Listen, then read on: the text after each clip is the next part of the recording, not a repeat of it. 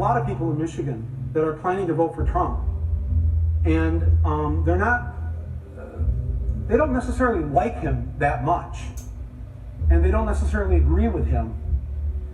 They're not racist and rednecks, they're actually pretty decent people. And so I wanted to sort of, after talking to a number of them, I wanted to write this. And Donald Trump came to the Detroit Economic Club and stood there in front of the Ford Motor executives and said, if you close these factories as you're planning to do in Detroit and build them in Mexico, I'm going to put a 35% tariff on those cars when you send them back, and nobody's going to buy them. It was an amazing thing to see. No politician, Republican or Democrat, had ever said anything like that to these executives. And it was music to the ears of people in Michigan and Ohio and Pennsylvania and Wisconsin, the Brexit states. You live here in Ohio, you know what I'm talking about. Whether Trump means it or not is kind of irrelevant, because he's saying the things to people who are hurting. And it's why every beaten down, nameless, forgotten working stiff who used to be part of what was called the middle class loves Trump. He is the human Molotov cocktail that they've been waiting for. The human hand grenade that they can legally throw into the system that stole their lives from them.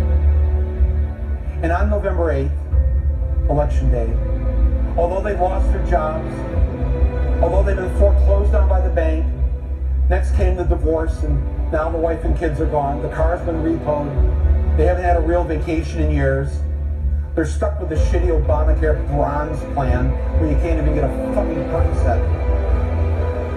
They've essentially lost everything they had, except one thing. The one thing that doesn't cost them a cent and is guaranteed to them by the American Constitution, the right to vote. They might be penniless, they might be homeless, they might be fucked over and fucked up. It doesn't matter, because it's equalized on that day.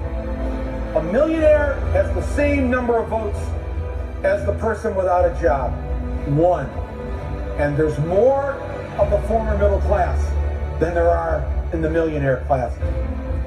So on November 8th, the dispossessed will walk into the voting booth, be handed a ballot, close the curtain, and take that lever, or felt pen or touchscreen, and put a big fucking X in the box by the name of the man who has threatened to upend and overturn the very system that has ruined their lives.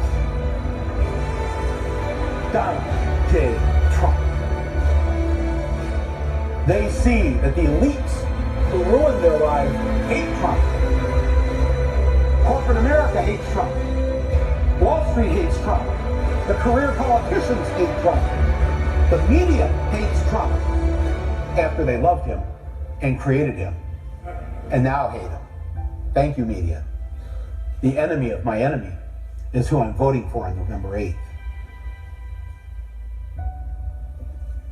Yes, on November 8th, you, Joe Blow, Steve Blow, Bob Blow, Billy Bob Blow, all the blows get to go and blow up the whole goddamn system, because it's your right.